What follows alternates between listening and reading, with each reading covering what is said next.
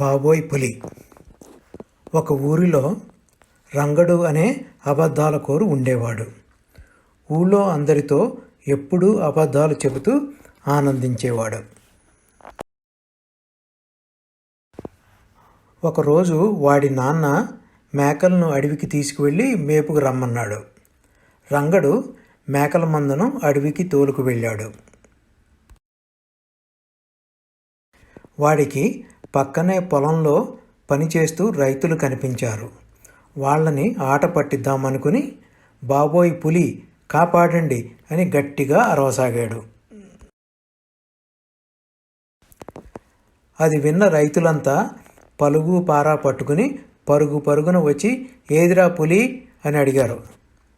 అప్పుడు వాడు పళ్ళు ఇకిలించి పులి లేదు గిలి లేదు అంతా ఉత్తుత్తినే అన్నాడు.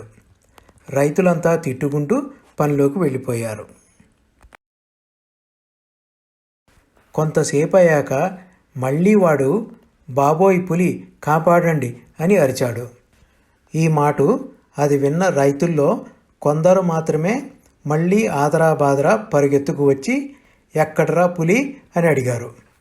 వాడు మళ్ళా పళ్ళిగిలించి పులి లేదు గిలి లేదు ఊరికే అరిచా అని నవ్వసాగాడు. దానితో కోపగించిన రైతులు వాడిని గట్టిగా తిట్టి వెళ్ళిపోయారు. మరికొంత సమయానికి ఒక పులి నిజంగానే మంద దగ్గరకు రావడం చూశాడు. భయంతో చెట్టెక్కి బాబోయ్ పులి కాపాడండి అంటూ గట్టిగా అరవసాగాడు. అది విన్నా కూడా రైతులు వీడు మళ్ళీ ఆట పట్టిస్తున్నాడు అనుకుని వాడి మాట పట్టించుకోలేదు.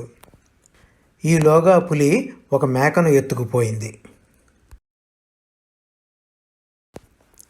ఈ కథలో మనం తెలుసుకున్న నీతి: ఒకసారి నమ్మకం పోతే ఎవ్వరూ నిన్ను నమ్మరు.